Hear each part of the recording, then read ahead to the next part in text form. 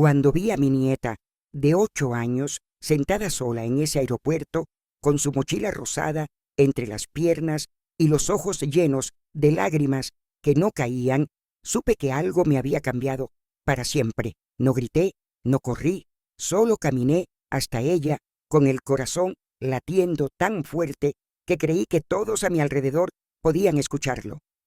Lucía levantó la vista y me reconoció. Sus labios temblaron, pero no dijo nada. Yo tampoco. La tomé de la mano, recogí su maleta, pequeña, y salimos de allí en silencio. En mi teléfono, el mensaje seguía brillando como una herida abierta. Decidimos en familia que ella se queda. No intentes contactarnos durante el viaje. Lo había enviado Cristina, mi nuera, apenas 30 minutos antes. 30 minutos en los que mi nieta había esperado sola, rodeada de extraños, mientras su padre, mi hijo David, abordaba un avión en primera clase con su esposa y los 2 hijos de ella. No me dijeron nada, no me preguntaron, solo me usaron como un depósito para lo que ya no querían cargar. Conduje en silencio todo el camino a casa. Lucía miraba por la ventana con las manos apretadas sobre su regazo. Yo sentía su miedo, su confusión, su vergüenza. Esa niña había sido abandonada como si no valiera nada, y lo peor era que ya sabía lo que eso significaba. No era la primera vez que la dejaban atrás. Solo era la primera vez que lo hacían de forma tan cruel, tan pública, tan definitiva.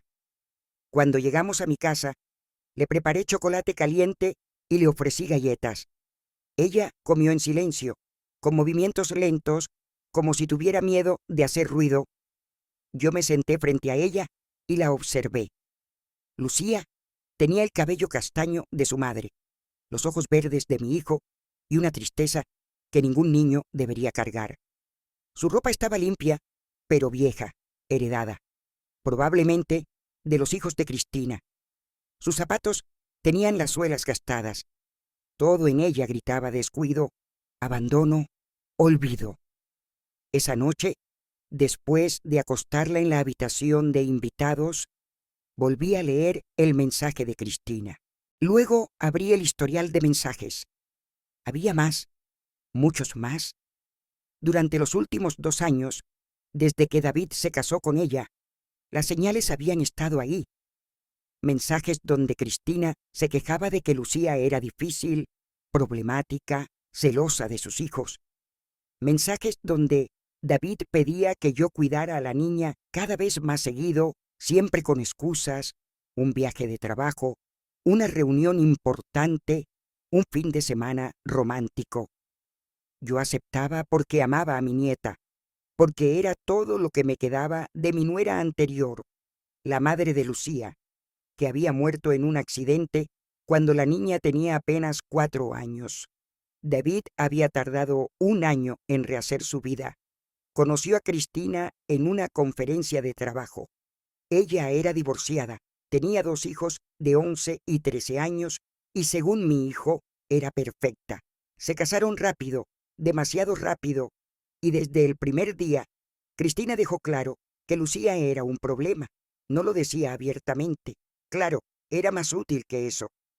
Comentarios sobre cómo la niña era tímida, callada, poco sociable, sobre cómo sus hijos eran más activos, más inteligentes, más adaptados, sobre cómo sería mejor que Lucía pasara más tiempo conmigo, porque yo tenía experiencia con niños difíciles. Yo nunca dije nada. Tragué mi rabia, mis sospechas, mis miedos. Pensé que con el tiempo las cosas mejorarían. Pensé que David defendería a su hija, pero no lo hizo. Cada vez que Cristina se quejaba, él asentía. Cada vez que ella sugería que Lucía se quedara conmigo, él llamaba para pedírmelo como un favor. Cada vez que yo intentaba hablar con él sobre cómo trataban a la niña, él cambiaba de tema o me decía que yo no entendía lo difícil que era formar una familia mixta. Ahora, sentada en mi sala, con el teléfono en la mano y el silencio pesado de la noche rodeándome, entendí algo que debía haber entendido hace mucho tiempo. Esto no era un accidente, no era un malentendido, era un plan. Cristina había convencido a David de que Lucía no encajaba en su nueva familia y él, mi propio hijo, había aceptado abandonar a su hija en un aeropuerto como si fuera equipaje viejo. Respiré hondo. Mis manos temblaban, pero no de miedo. Era otra cosa, era claridad, era determinación, era la certeza fría de que esto no quedaría así. Me levanté y caminé hasta la habitación donde dormía Lucía. Abrí la puerta despacio y la vi acurrucada bajo las sábanas, abrazando el único peluche que había traído en su maleta, un conejito gris con una oreja rota. Ese conejito había sido de su madre. Era lo único que Lucía tenía de ella, y ellos la habían dejado con eso como única compañía. Cerré la puerta y volví a la sala. Tomé mi teléfono y abrí mi lista de contactos. Busqué un nombre. Armando, mi abogado, mi amigo de más de 30 años, un hombre que había visto suficientes casos de crueldad familiar para saber exactamente qué hacer. Le envié un mensaje corto. Necesito verte mañana, urgente. Tengo pruebas. Él respondió en menos de 5 minutos. Estaré ahí a las 9. Guardé el teléfono y me quedé mirando la ventana. Fuera, la ciudad seguía viva, iluminada, indiferente, pero adentro, en mi pecho, algo se había roto y algo más había nacido. No lloré, no grité, solo respiré y esperé. A la mañana siguiente, desperté antes del amanecer. No había dormido bien. Cada vez que cerraba los ojos, veía la cara de Lucía en ese aeropuerto, sus manos pequeñas aferradas a su mochila, su mirada perdida. Me levanté, preparé café y me senté frente a la ventana a esperar que amaneciera. La luz llegó despacio, naranja y suave, pintando las calles vacías con un resplandor que parecía promesa. Pero yo no sentía esperanza. Sentía algo más frío, más firme. Sentía propósito. Lucía despertó cerca de las 7. La escuché moverse en la habitación, sus pasos lentos y cautelosos. Cuando salió, todavía llevaba puesta la ropa del día anterior. Me miró desde el pasillo como si esperara una reprimenda, un grito, un rechazo. En lugar de eso, le sonreí. Buenos días, mi amor. ¿Quieres panqueques? Ella asintió sin hablar. Preparé el desayuno mientras ella se sentaba en la mesa de la cocina, observándome en silencio. Cuando puse el plato frente a ella, susurró un gracias casi inaudible. Comimos juntas sin decir mucho más. Yo no quería presionarla. Sabía que las palabras vendrían cuando estuviera lista. A las 9 en punto sonó el timbre. Era Armando. Lo hice pasar y le presenté a Lucía con naturalidad. Él es un amigo mío, cariño. Va a quedarse un rato hablando conmigo. ¿Por qué no ves televisión en la sala? Ella asintió y se fue sin preguntar nada. Armando y yo nos sentamos en el comedor. Él tenía casi 70 años, cabello gris perfectamente peinado, traje oscuro impecable y una mirada que sabía leer mentiras desde kilómetros de distancia. Nos conocíamos desde que nuestros hijos iban a la misma escuela. Él había manejado mi divorcio hace 30 años. Confiaba en él más que en nadie. Le conté todo, desde el mensaje de Cristina hasta el abandono en el aeropuerto. Le mostré el historial completo de mensajes donde ella se quejaba de Lucía, donde David pedía que yo la cuidara cada vez más seguido, donde quedaba claro que la niña era vista como un estorbo. Le mostré las fotos que había tomado esa mañana, la ropa vieja de Lucía, los zapatos gastados, la maleta pequeña que apenas contenía 2 cambios de ropa y el conejito roto. Armando escuchó sin interrumpir, tomaba notas en su libreta con esa precisión meticulosa que lo caracterizaba. Cuando terminé, levantó la vista y me miró con una seriedad que me heló la sangre. Edna, esto es abandono de menores. Es un delito grave. Ellos dejaron a una niña de 8 años sola en un aeropuerto sin supervisión adulta. Eso es negligencia criminal. Además, tenemos pruebas documentales de un patrón de maltrato psicológico y exclusión sistemática. Con esto podemos pedir la custodia temporal de inmediato y en pocos meses la custodia permanente. Asentí despacio. ¿Qué necesitas de mí? Armando cerró su libreta. Primero, necesito que documentes todo, cada interacción con Lucía, su estado emocional, su estado físico. Llévala al médico hoy mismo para un chequeo completo. Quiero yo un reporte profesional. Segundo, no respondas a ningún mensaje de David o Cristina. Nada. Cuando regresen de su viaje y se den cuenta de lo que hicieron, van a intentar manipularte. No caigas. Tercero, voy a presentar una orden de custodia de emergencia esta misma tarde. Para mañana, Lucía estará legalmente bajo tu cuidado hasta que haya una audiencia. Me quedé en silencio, procesando sus palabras. Armando se inclinó hacia adelante. Edna, ¿estás segura de esto? Porque una vez que empecemos, no hay vuelta atrás. Esto va a destruir tu relación con David. Va a haber consecuencias legales para él y para Cristina. Va a ser feo, largo y doloroso. ¿Estás preparada? Lo miré directamente a los ojos. Mi hijo abandonó a su hija en un aeropuerto. La dejó llorando sola, asustada, mientras él subía a un avión en primera clase con su nueva familia. No hay relación que destruir, Armando. Él ya la destruyó. Yo solo voy a proteger a mi nieta. Armando asintió lentamente. Entonces, empezamos hoy. Se levantó, guardó su libreta y me dio un apretón en el hombro antes de irse. Te llamo en cuanto tenga la orden. Mientras tanto, cuídala y documenta todo. Cuando cerré la puerta, me quedé parada en el recibidor unos segundos. Sentía el peso de lo que acababa de poner en marcha. Esto iba a cambiar todo, pero cuando miré hacia la sala y vi a Lucía sentada en el sofá abrazando su conejito, mientras veía dibujos animados con una expresión vacía, supe que no había otra opción. Esa tarde la llevé al médico. La doctora era una mujer joven, amable, de voz suave. Revisó a Lucía con cuidado y me pidió que saliera de la sala por unos minutos para hablar con ella a solas. Cuando me llamó de nuevo, la expresión en su rostro era seria. Su nieta está físicamente saludable, pero emocionalmente está en un estado preocupante. Me dijo que se siente triste todo el tiempo, que a veces siente que nadie la quiere, que tiene miedo de molestar a la gente. Esos son signos claros de trauma emocional y baja autoestima severa. Voy a recomendar terapia inmediata.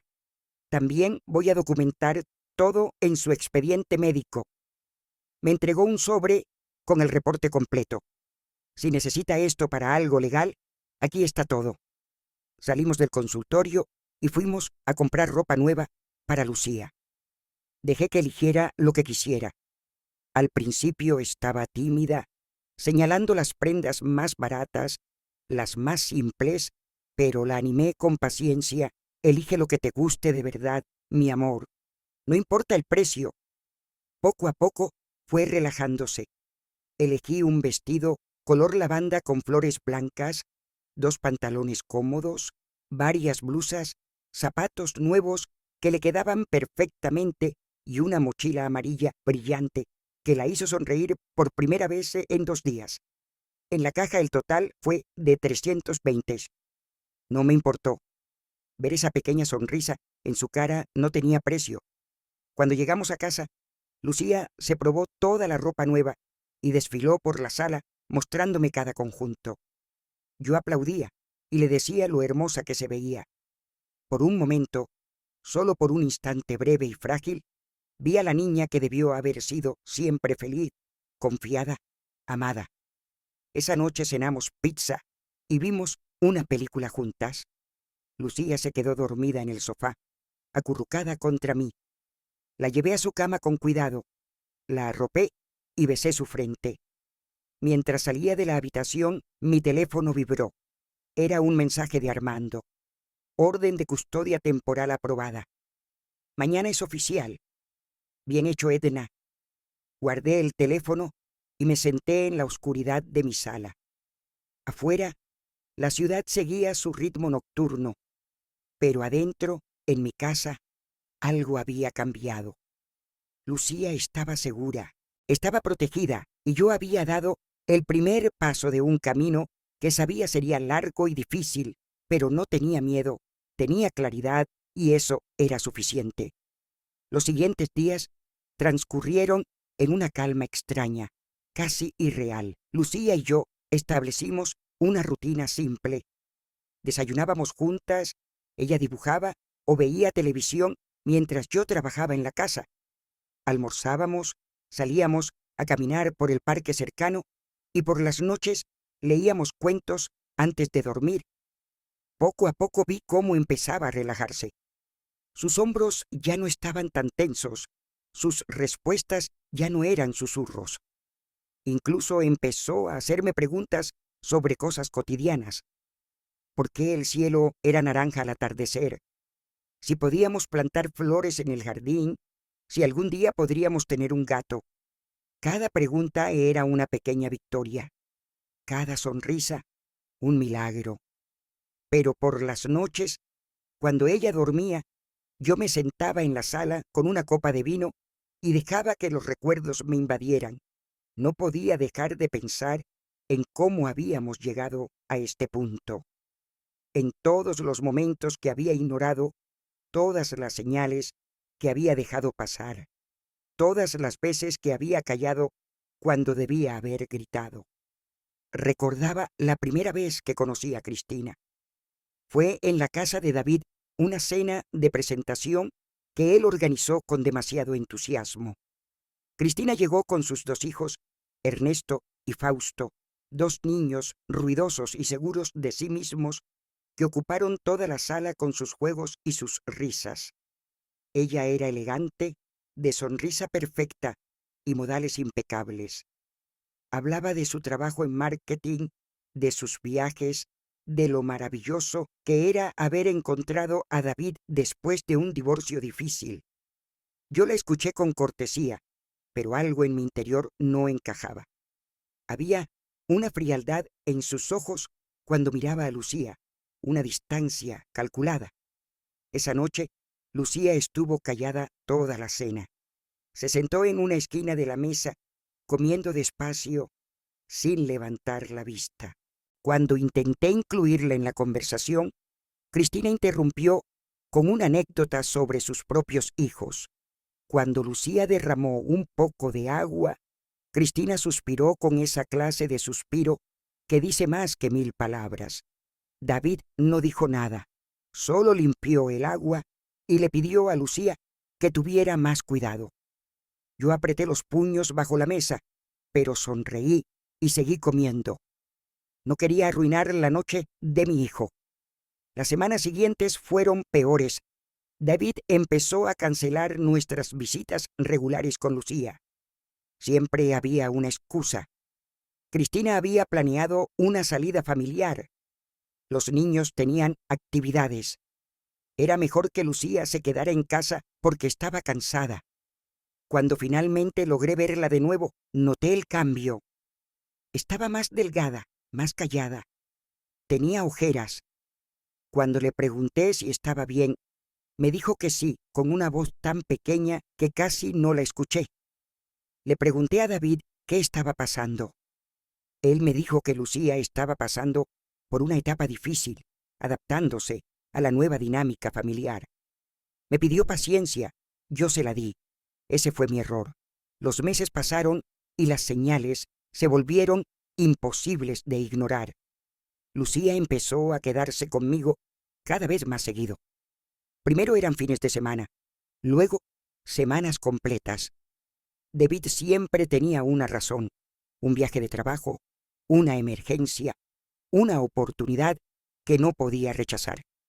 Yo aceptaba porque amaba a mi nieta y porque pensé que al menos conmigo estaría bien cuidada.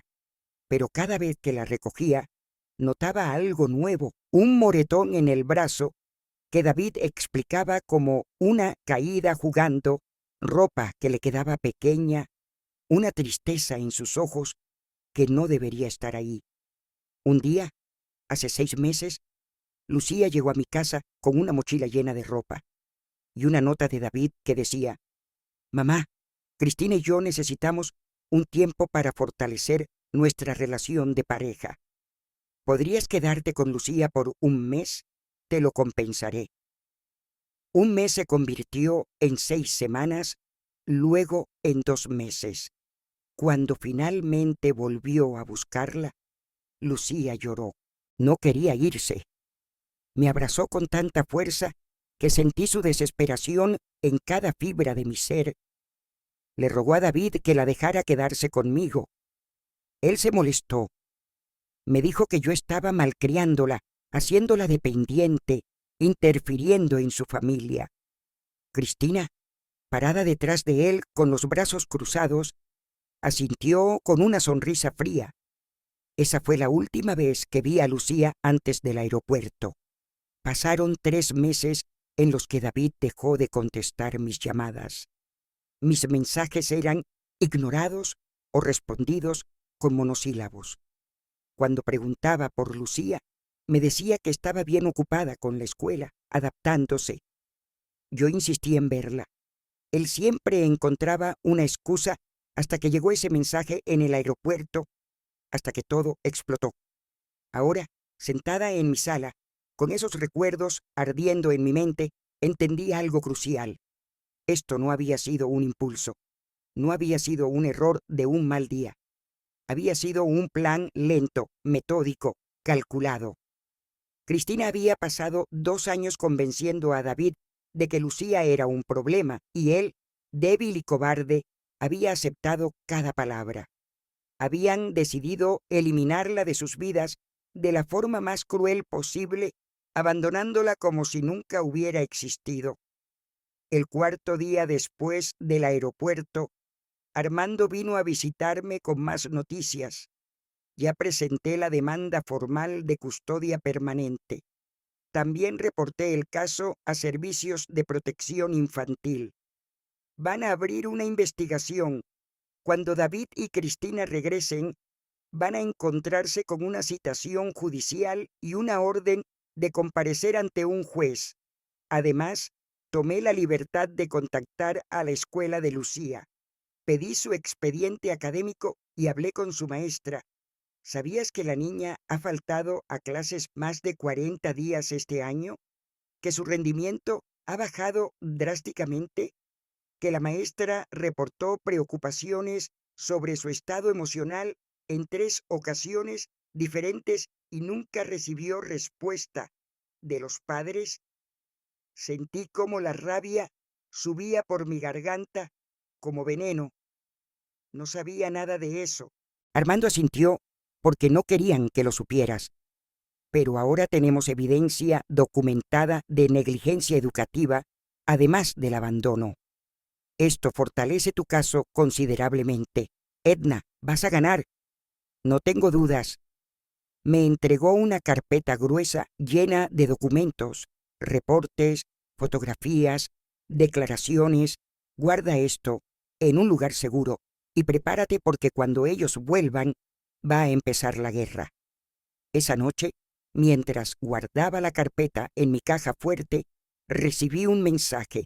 Era de mi hermana Delia, que vivía en otro estado. Edna, ¿es verdad lo que me contó tu vecina? ¿Que Lucía está viviendo contigo? ¿Qué pasó? Le expliqué todo por teléfono. Delia escuchó en silencio y cuando terminé solo, dijo: «Hiciste lo correcto. Ese niño nuestro se perdió, pero tú no vas a perder a esa niña. Cuenta conmigo para lo que necesites». Colgamos y sentí un alivio pequeño, pero real. No estaba sola en esto. Los días siguientes fueron de preparación. Armando me instruyó sobre qué decir y qué no decir. Me explicó el proceso judicial, los pasos que seguirían, las posibles reacciones de David y Cristina. Me advirtió que intentarían pintarme como una anciana manipuladora, como alguien que quería robarle la hija a David por despecho. Me dijo que se defenderían con mentiras, que contratarían abogados caros, que harían todo lo posible por revertir la situación. Yo escuché cada palabra y las guardé en mi memoria como munición. Mientras tanto, Lucía florecía. Cada día estaba un poco más animada. Empezó a hablar más, a reírse más, a jugar en el jardín con una libertad que probablemente no había sentido en años. Una tarde, mientras plantábamos flores juntas, me miró con esos ojos verdes tan parecidos a los de David y me preguntó: «Abuela, ¿puedo quedarme contigo para siempre?». Sentí como mi corazón se partía y se reparaba al mismo tiempo. «Voy a hacer todo lo que esté en mi poder para que eso pase, mi amor». Ella sonrió y siguió plantando las flores.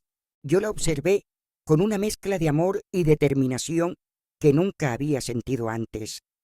Esta niña merecía una vida, merecía amor, merecía seguridad, y yo iba a dárselo sin importar el costo.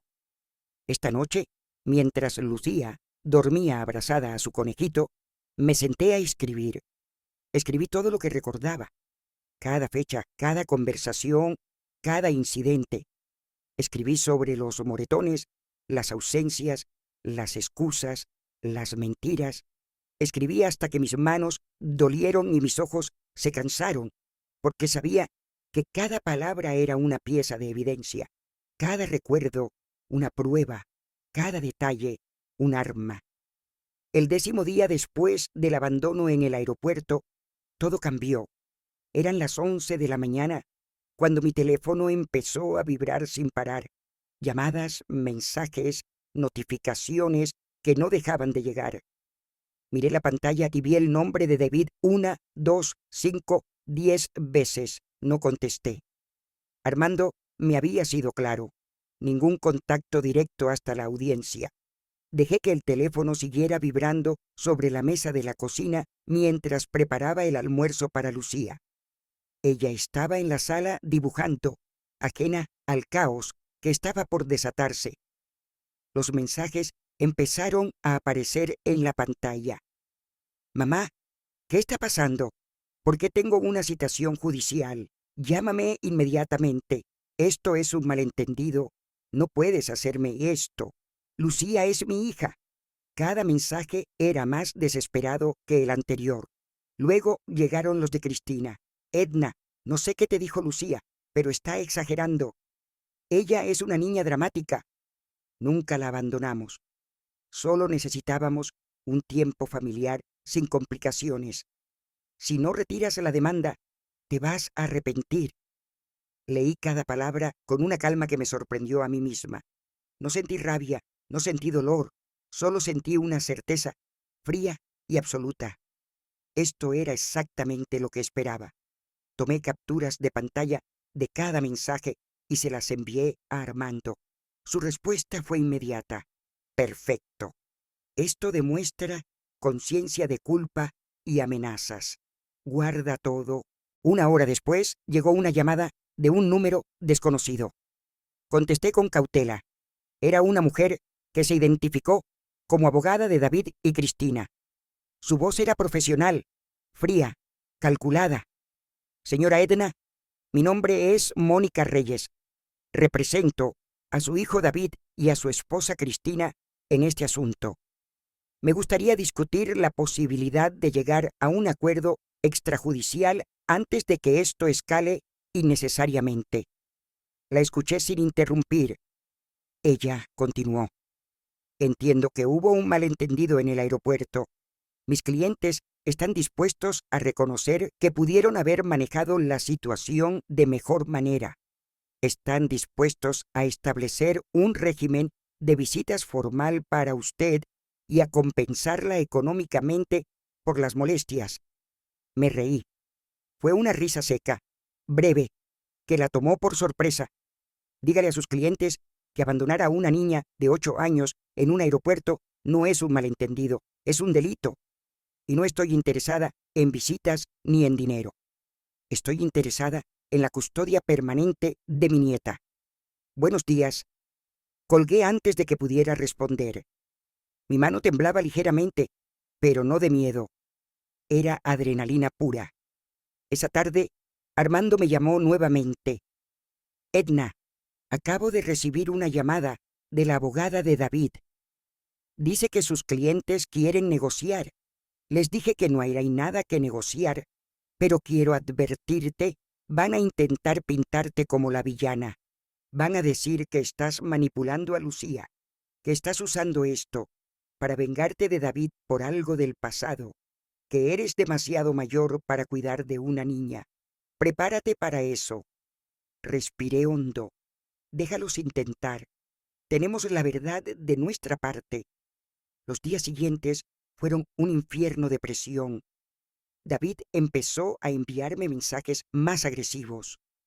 Mamá, me estás destruyendo. Esto va a costarme mi trabajo. Cristina está devastada. ¿Por qué me haces esto? Siempre te di todo. Siempre fui un buen hijo. Leí esas palabras y sentí algo quebrantarse dentro de mí. Este era el niño que había criado sola después del divorcio. El niño al que había llevado a la escuela todos los días durante 12 años. Al que había apoyado en cada decisión. Al que había amado incondicionalmente. Y ahora ese mismo hombre me preguntaba por qué lo estaba destruyendo después de haber abandonado a su propia hija. Le respondí una sola vez. Un mensaje breve, directo, definitivo. David, dejaste a tu hija de 8 años sola en un aeropuerto mientras abordabas en primera clase con tu nueva familia. No te estoy destruyendo yo. Te destruiste tú mismo. No vuelvas a contactarme hasta la audiencia. Bloqueé su número inmediatamente después. No quería leer más. No quería escuchar más excusas, más mentiras, más intentos patéticos de justificar lo injustificable. Cristina intentó otro enfoque. Empezó a enviarme mensajes desde números diferentes, haciéndose pasar por amiga preocupada. Edna, sé que estás enojada, pero piensa en David. ¿Él te ama? Esto lo está matando. Lucía va a estar bien con nosotros, te lo prometo.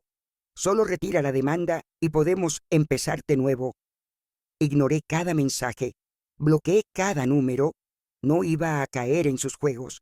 Entonces empezaron las llamadas de otras personas, familiares lejanos que no había visto en años, amigos de David que apenas conocía, todos con el mismo discurso. Edna, ¿no crees que estás exagerando? Los niños son resilientes. Seguro Lucía está bien. No destruyas a tu hijo por esto. Cada llamada me confirmaba algo importante. David y Cristina estaban movilizando a su círculo social para presionarme.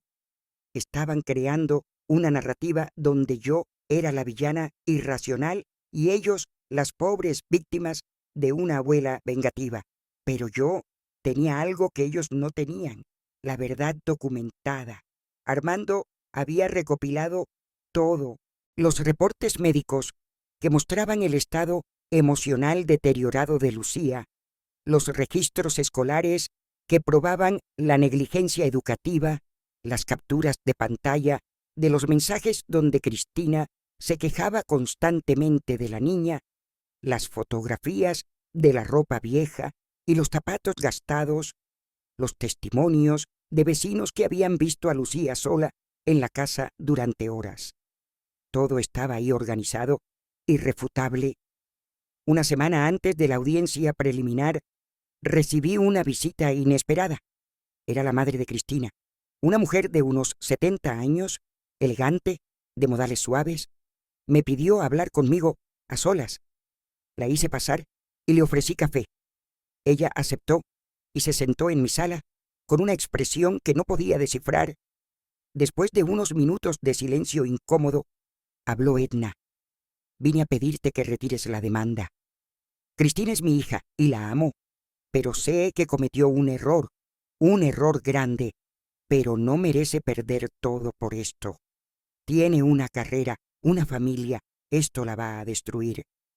La miré directamente a los ojos. Su hija abandonó a una niña de 8 años en un aeropuerto. No fue un error, fue una decisión cruel y calculada, y yo no voy a retirar nada. Ella bajó la vista.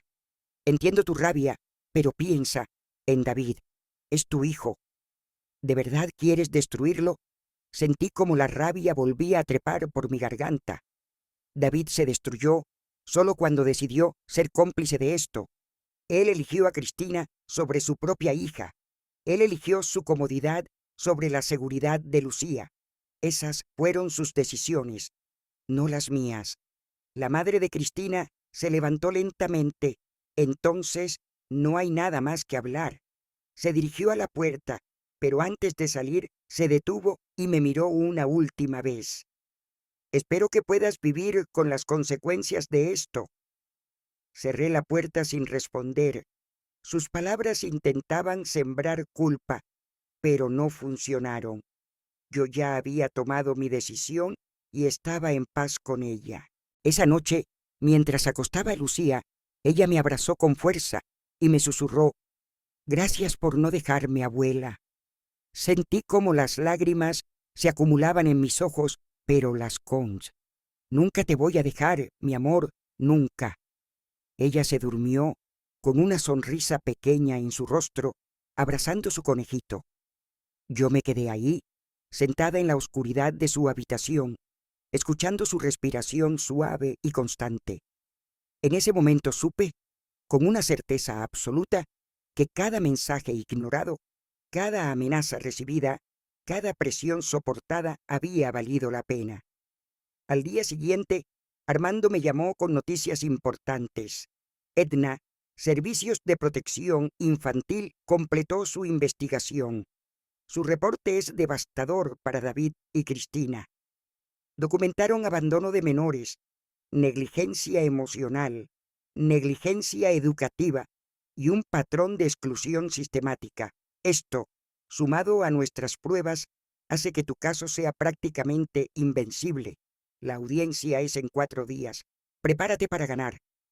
Colgué el teléfono y me quedé mirando por la ventana. Afuera, el mundo seguía su curso normal, pero adentro, en mi pecho, sentía algo nuevo. No era rabia, no era dolor, era justicia tomando forma, era protección volviéndose real, era amor ganando terreno.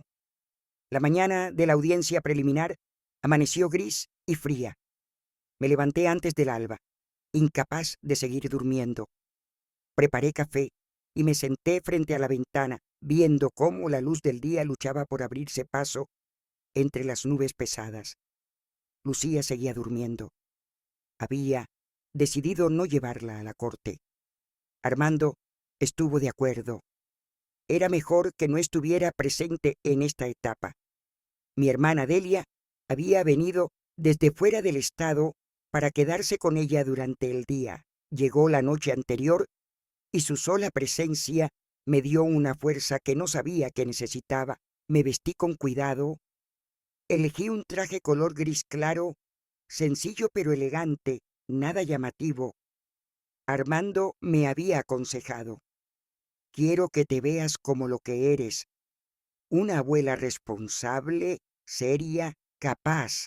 Nada dramático, nada que puedan usar en tu contra». Me recogí el cabello en un moño bajo, me puse unos aretes discretos y un maquillaje mínimo. Cuando me miré al espejo, vi a una mujer de 67 años que había vivido suficiente como para saber cuándo pelear y cuándo retirarse. Esta era una batalla que no iba a abandonar. Delia preparó el desayuno mientras yo revisaba por última vez todos los documentos en mi portafolio: certificados médicos, reportes escolares, capturas de pantalla, fotografías, declaraciones. Todo estaba ahí perfectamente organizado. Lucía despertó cerca de las 8. Desayunamos juntas como cualquier otro día. Yo no quería que ella sintiera la tensión. Le dije que tenía que salir por unas horas para resolver unos asuntos importantes, pero que la tía Delia se quedaría con ella y harían galletas. Sus ojos se iluminaron con esa idea. Me abrazó antes de que saliera y me dijo: «Te quiero, abuela».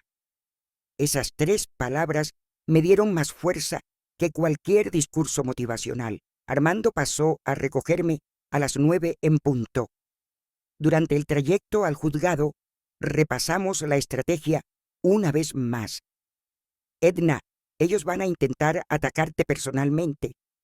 Van a decir que eres demasiado mayor, que no puedes manejar a una niña de 8 años, que estás alienando a Lucía de su padre.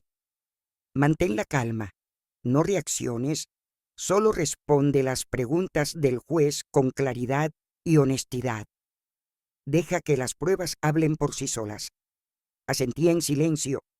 Mis manos estaban frías, pero firmes. No tenía miedo, solo tenía determinación. Llegamos al juzgado 20 minutos antes de la hora programada. Era un edificio antiguo de pasillos largos y techos altos que hacían eco con cada paso. Armando me guió hasta la sala de espera y ahí los vi. David y Cristina estaban sentados al otro lado del pasillo con su abogada, una mujer de unos 40 años, con traje negro impecable y una expresión dura. David levantó la vista cuando entré. Nuestras miradas se encontraron por un segundo. Vi en sus ojos una mezcla de rabia, miedo y algo que podría haber sido culpa, pero no me importó. Yo ya no veía a mi hijo. Veía a un hombre que había fallado en lo más básico, proteger a su propia hija. Cristina me miró con desprecio abierto. Llevaba un vestido color crema, cabello perfectamente arreglado, maquillaje impecable. Parecía una modelo sacada de una revista, pero yo sabía lo que había detrás de esa fachada. Conocía su crueldad, conocía su manipulación y ya no me intimidaba. Me senté junto a Armando sin desviar la mirada. Esperamos en silencio tenso durante 15 minutos que parecieron eternos. Finalmente nos llamaron a la sala. El juez era un hombre de unos 60 años, cabello blanco, expresión seria, pero no severa. Se presentó como el juez Harrison. Nos indicó que tomáramos asiento y comenzó a revisar los documentos del caso. La sala era pequeña, sobria, con paredes color base y una bandera en la esquina. Todo era funcional, sin adornos. El juez leyó en voz alta el motivo de la audiencia: petición de custodia temporal con miras a custodia permanente basada en acusaciones de abandono de menores y negligencia parental. Armando habló primero. Con voz clara y firme expuso los hechos: el abandono en el aeropuerto, el mensaje de Cristina, el estado emocional de Lucía, los reportes médicos y escolares, el patrón de negligencia documentado durante 2 años. Presentó cada prueba metódicamente: fotografías, mensajes, testimonios. Habló durante 20 minutos sin detenerse, construyendo un caso tan sólido que sentí como el aire, la sala se volvía pesado. El juez escuchaba sin interrumpir, tomando notas ocasionales con una expresión cada vez más seria. Luego le tocó el turno a la abogada de David y Cristina. Ella se levantó con confianza y comenzó su defensa con un tono suave pero firme. Su señoría, este caso es el resultado de un malentendido que ha sido exagerado por una abuela sobreprotectora que no ha podido aceptar que su hijo rezó su vida. Mi cliente, el señor David, y su esposa Cristina son padres responsables que tomaron una decisión difícil en un momento de estrés. Lucía no fue abandonada. Fue dejada temporalmente bajo el cuidado de su abuela, porque la familia necesitaba un tiempo para fortalecer sus vínculos. El mensaje pudo haber sido redactado de manera poco sensible, pero no constituye un delito. Sentí cómo la rabia comenzaba a hervir en mi estómago, pero me mantuve inmóvil. La abogada continuó: además, queremos señalar que la señora Edna tiene 67 años. Si bien admiramos su amor por su nieta, cuestionamos su capacidad física y emocional para criar a una niña de 8 años durante los próximos 10 años. Una niña necesita padres jóvenes, activos, capaces de proporcionarle las oportunidades que merece. Mi cliente está dispuesto a establecer un régimen de visitas generoso para la señora Edna, pero creemos firmemente que Lucía debe estar con su padre. El juez levantó la vista de sus documentos. Letrada, ¿puede explicarme por qué su cliente dejó a una niña de 8 años sola en un aeropuerto sin supervisión adulta hasta que su abuela llegara? ¿Cuánto tiempo transcurrió entre el abandono y la llegada de la señora Edna? La abogada titubeó por un segundo. Su señoría, mi cliente asumió que su madre llegaría inmediatamente. Fue un error de cálculo, no una intención maliciosa. El juez la interrumpió. Tengo aquí el reporte del aeropuerto. La niña estuvo sola durante 32 minutos. En ese tiempo podría haber sido secuestrada, lastimada o perdida. Me está diciendo que eso es un simple error de cálculo. La abogada intentó recuperarse. Su señoría, entendemos que fue un error grave. Mis clientes están profundamente arrepentidos y dispuestos a tomar clases de educación parental si es necesario, pero no creemos que un error justifique quitarle la custodia a un padre. El juez cerró la carpeta que tenía frente a él y se quitó los lentes. Letrada, he revisado el reporte de servicios de protección infantil. Su investigación documenta no solo este incidente, sino un patrón sistemático de negligencia que se extiende por 2 años. Ausencias escolares injustificadas, falta de atención médica regular, testimonios de vecinos que vieron a la menor sola en casa durante horas, reportes de la maestra sobre deterioro emocional sin respuesta parental. Esto no es un error, esto es negligencia. La sala quedó en silencio. David y Cristina intercambiaron miradas nerviosas. La abogada intentó una última vez. Su señoría, solicitamos que se permita a mis clientes demostrar que puede mejorar una oportunidad de rectificar antes de tomar una decisión tan drástica como quitar la custodia. El juez negó con la cabeza lentamente. La custodia no se quita. La custodia se pierde cuando los padres fallan en su responsabilidad básica de proteger a sus hijos. Y eso es exactamente lo que veo aquí. Se dirigió a Carmando Letrado. Su clienta está preparada para asumir la custodia temporal de la menor mientras se procesa la petición de custodia permanente. Armando se puso de pie. Sí, su señoría. Mi clienta ha cuidado de su nieta durante las últimas 2 semanas. La niña está estable, asistiendo a terapia y mostrando signos claros de recuperación emocional. Tenemos todo lo necesario, espacio adecuado, recursos económicos suficientes y un entorno seguro y amoroso. El juez asintió. Muy bien. Tomó su martillo y golpeó la mesa una vez. Por la presente, otorgo la custodia temporal de la menor Lucía a su abuela, la señora Edna, hasta que se celebre la audiencia de custodia permanente en 90 días. Durante este periodo, el padre tendrá derecho a visitas supervisadas 2 veces al mes de 2 horas cada una en un centro designado. Se prohíbe cualquier contacto entre la menor y la señora Cristina hasta nueva orden. Además, ordeno una evaluación psicológica completa, tanto de la menor como de los padres antes de la próxima audiencia. Golpeo el martillo de nuevo. Se levanta la sesión. Me quedé sentada procesando lo que acababa de pasar. Había ganado. La custodia temporal era mía. Lucía estaba segura. Armando me tocó el brazo suavemente. Lo logramos, Edna. Lo miré y sentí como las lágrimas finalmente escapaban de mis ojos. No eran lágrimas de tristeza, eran de alivio, de victoria, de justicia. Al otro lado de la sala, David tenía la cabeza entre las manos. Cristina lloraba dramáticamente contra el hombro de su abogada, pero yo no sentí pena por ellos, solo sentí paz. Salimos del juzgado bajo el cielo todavía gris. Armando me abrazó brevemente. Ahora viene la parte más importante, la audiencia de custodia permanente. Van a contratar mejores abogados, van a intentar desacreditar cada prueba, pero tenemos 90 días para fortalecer aún más nuestro caso y lo vamos a hacer. Asentí respirando el aire frío de la mañana. Gracias, Armando, por todo. Él sonrió. No me agradezcas. Esto es justicia, simple justicia. Cuando llegué a casa, Delia y Lucía estaban en la cocina decorando galletas. Lucía corrió hacia mí y me abrazó.